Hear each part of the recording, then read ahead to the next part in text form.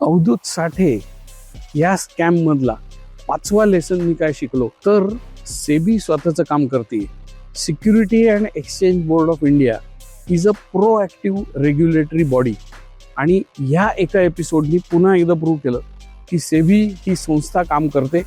लोकांनी चुकीचे कामं केले तर त्यांना गळफास आवळण्याचं जे काही रोल सेबीला दिलेला आहे that is completely fulfilled. SEBI झोपा काढत नाही हे लक्षात घ्या. अनफॉर्च्युनेटली आपण रेग्युलेटेड ॲसेट्समध्ये पैसे टाकतोय का आपले, हा खरा प्रश्न आहे. आणि अनेकदा लोक या गोष्टींना हलक्यात घेतात, चेक करत नाही की रेग्युलेटर आहे की नाही. मी नेहमी म्हणतो की म्युच्युअल फंडमध्ये पैसे टाका. का म्हणतो मी? कारण तिथे 3 रेग्युलेटर आहेत. हे मी माझ्या 100पेक्षा जास्त रील्समध्ये सांगितलंय. सेबी रेग्युलेटर आहे, RBI रेग्युलेटर आहे आणि amphi association of mutual fund India, हे 3 रेग्युलेटर आहेत. आज 40-50 वर्षाच्या इतिहासामध्ये म्युच्युअल फंडमध्ये फ्रॉड होऊन कोणाचेही पैसे बुडालेले नाही.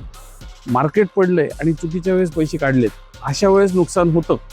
सो म्युच्युअल फंडमध्ये इन्व्हेस्ट करण्यासाठी काही रूल्स आहेत, ते जर मी फॉलो नाही केले तर माझं कुठेही नुकसान होणार आहे. Same thing applies to driving.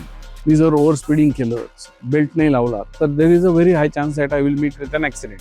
त्यामुळे रिस्क मॅनेजमेंट स्ट्रॅटेजी ही केलीच पाहिजे, कुठल्याही ॲसेटमध्ये केली पाहिजे. अनफॉर्च्युनेटली खूप वेळा लोक हे चेक करत नाही की मी जिथे पैसे टाकतोय तिथे रेग्युलेटर आहे की नाही. उद्या जर माझ्या त्या ॲसेटचा काही फटाका झाला तर मला कुठे जायचंय? 4 प्रमुख ॲसेट आहेत जिथे आपण पैसे टाकतो. एक आहे फिक्स्ड इन्कम इन्स्ट्रुमेंट, म्हणजे बँकेत आपण FD करतो किंवा PPF तत्सम काहीतरी आपण करतो. याला रेग्युलेटरी अथॉरिटी आहे का? निश्चितच आहे. FD साठी RBI is the regulatory authority, PPF साठी PFRDA हे रेग्युलेटरी अथॉरिटीज आहेत.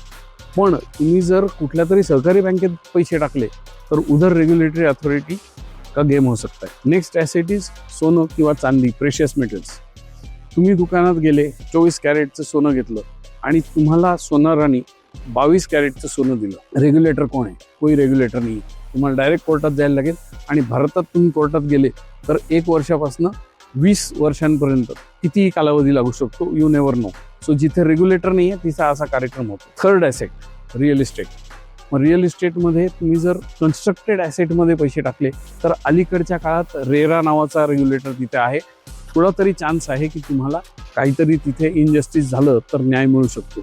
लँडमध्ये कोण रेग्युलेटर आहे? नोबडी. एकच लँड अनेक लोकांना विकल्याचे अनेक किस्से आपल्या देशात झालेले आहेत, आजही होतात आणि फ्युचरमध्ये होतील, कारण तिथे रेग्युलेटर नाही. भारतातले जवळपास 48% लोक आपल्या मेहनतीचा पैसा रिअल इस्टेटमध्ये गुंतवतात. आणि रिअल इस्टेटमध्ये अनफॉर्च्युनेटली सगळ्यात जास्त लिटिगेशन आपल्याच देशात होतात. याचं मूळ कारण काय? अनरेग्युलेटेड इन्व्हेस्टमेंट्स, कागदांची फेरफार, प्रॉपर्टीचे उलटे सुलटे उद्योग आणि लोकांना चंदन लावणारे संधी साधू लोक. चौथा ॲसेट आहे इक्विटी. इक्विटीमध्ये तुम्ही स्टॉक्स घेऊ शकता, इक्विटीमध्ये तुम्ही म्युच्युअल फंड घेऊ शकता.